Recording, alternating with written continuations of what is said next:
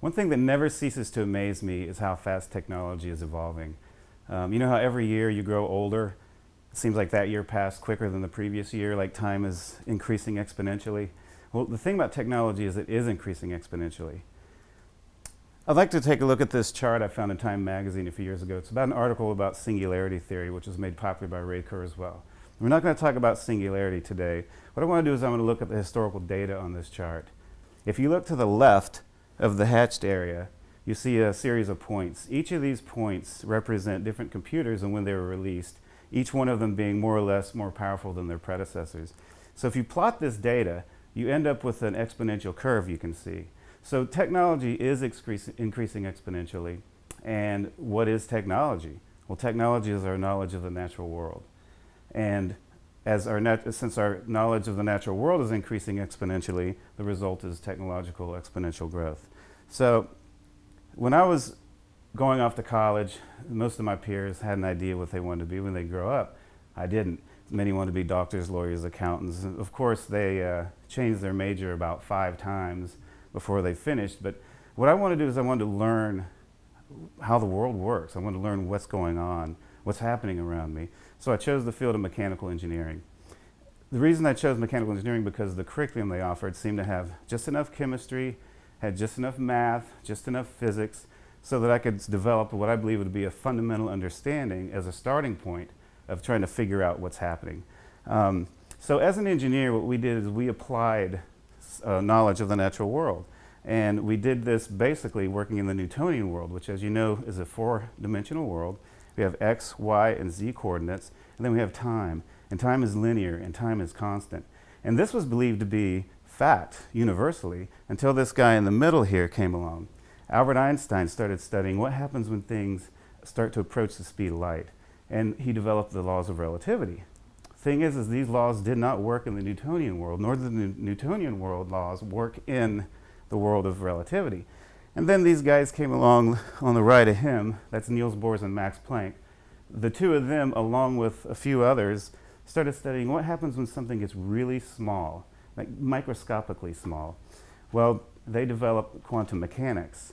And the thing about that is the quantum mechanical laws didn't work in the Newtonian world either, and vice versa. So an interesting quote I found in my physics book, modern physics book, as an undergraduate, says, as with relativity, the quantum theory requires a modification of our ideas regarding the physical world. So it's important to keep an open mind. Now, as an artist, I work with multiple medias. I work with painting and sculpture, but I also do a lot of work with technology. And so I'm often called a new media artist. I don't really love that word because of the term new, and it implies that it's old. There's nothing old to it. There's no history to it, that it's all new. As where I believe artists are artists and they act as artists and we behave in this artistic process. I coined a term I call multimedia fundamentalism. Artists working in all media possess fundamental principles. So one particular media that I want to talk about today is called projection mapping. Projection mapping is basically the act of taking an irregular shaped object and making it a projection surface. In particular, I want to talk about multiple projector projection mapping. So if you have a three-dimensional object and you want to map it, video project, you have to use multiple projectors. Or if you say, like when you go to a movie theater, you have a projector and it projects on a big screen and it fills it up and it's all great. What happens if that screen was so big it required 20 projectors? Well, then you would use the process of projection mapping. I want to show you this flow chart that I made here, which kind of sums it up in a nutshell.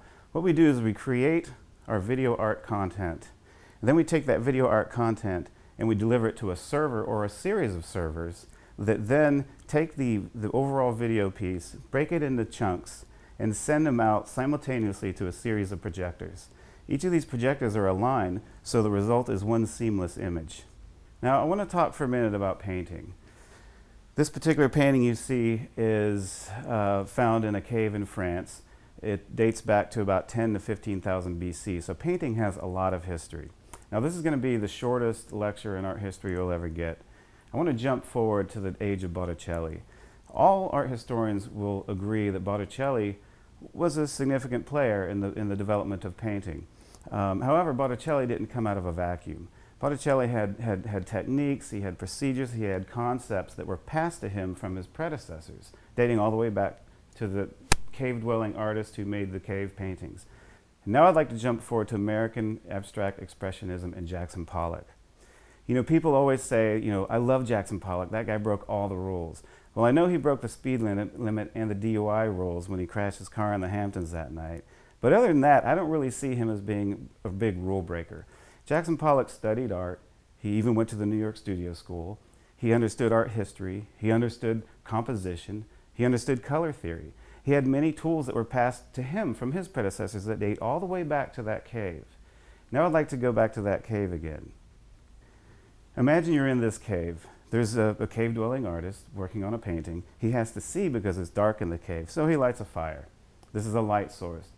When he stands between the light source and his canvas, he's doing projection. He's casting shadows. And in fact, we like to think we're clever because we use software, microprocessors, sensors, and whatnot to make interactive artworks, but it could be argued that this same artist who made this painting was doing the very first interactive artworks as well. Now I want to jump to Plato's Allegory of a Cave. This is a situation where there are prisoners shackled from childhood, and the only thing they can see is a wall in front of them. And this wall is actually a projection surface. And there is a light source of a fire behind them, and puppeteers walking around creating this imagery. And so Plato says that the perceived reality of these prisoners is this projection, and that becomes the reality. And he uses this argument because he says that the philosopher is the prisoner who escapes the cave and goes outside and is enlightened. Nonetheless, he references the power of projection art to reinforce his philosophical ideas. Now, I don't know what the definition of art is, the true definition, because there are several definitions, and I don't necessarily agree with any one wholeheartedly. But like Plato, I do agree that art is powerful, and art influences thought, and thought influences actions. And who's better at that than religion? This picture up on the top left here is actually a mosque in Iran where they're using projection. The top right image is a Christian church using projection. The picture on the bottom, however, is particularly interesting to me because it's not inside the church.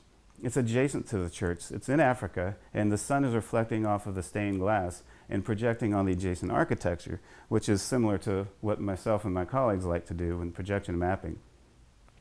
So, in a nutshell, I want to say that projection does have a history that dates back possibly to the early days of painting. And myself and my colleagues, I think I can speak for, as projection artists who use projection as a media, you know, we're standing on the shoulders of giants.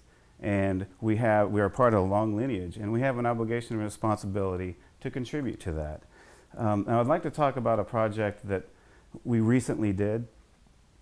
I want to show you this image here. This photo was taken from the window of my studio. This is the Manhattan Bridge anchorage in a neighborhood called Dumbo in Brooklyn.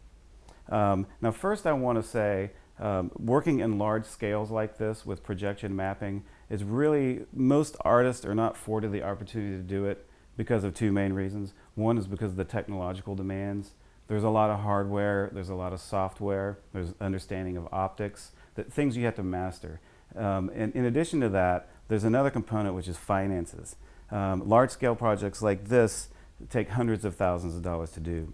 So we were able to overcome these obstacles by joining forces with two entities. One is the Dumbo Arts Festival. This is an annual festival of arts that happens in the neighborhood. And the other one is a guy named Josh Weisberg, who owns a company called World Stage. So together, we were all three able to unite and overcome these challenges. We created an exhibition that was an overall video exhibition called Codex Dynamics. I co-curated it with my colleague Leo Kelbs, and within this exhibition, I made a video mapped piece that I did with my collaborator and good friend Farkas Falup, as well as the other guys in Glowing Bulbs, which is his arts collective located in Budapest, Hungary. Now what I'd like to show you here, this is a little bit of the technical aspects of mapping. This is a three-dimensional model that we had to make of the bridge in order to start the process. But before we go into any technical aspects, what we do as artists is we collaborate and we develop a dialogue about what are we going to do, why are we doing this, what could it mean, or what should it not mean, and start that process. So we ended up going back to this Newtonian concept I talked about in the beginning, and time being linear, and observation of the natural world. And there were Egyptians, there were Mayans, Chinese, many different cultures that developed timekeeping methodologies. Now, these methodologies were based on their observation of the natural world, and specific, the cycles of the sun, the cycles of the moon, the constellations. But now scientists are performing experiments and observing quantum mechanical situations where time is not linear and time is not constant. And you don't necessarily have a 1 or a 0, you can have a 1 and a 0. So as all these things are starting to be observed and we're learning about, eventually they're going to be digested and pulled into the singularity curve. And they're going to become part of our lives, part of products, part of weapons, part of medical issues. And how will we deal with this? Because it's a subject that I think that we're not really addressing or thinking about at this point. So I want to show you this video. World Stage brought in a company called D3. D3 makes the servers that I showed you on the flowchart that does the playback. Well, the wonderful thing about D3 is it has what they call pre-visualization, pre-viz. And so it allows us to actually take our computer model and put it into the D3, and also put in our art and see it evolving in real time. And we can fly through, we can walk through it, we can stand anywhere and see this artwork unfold. Now the thing about video mapping is it's a completely virtual art form. We make it in our computers. It doesn't exist outside of them.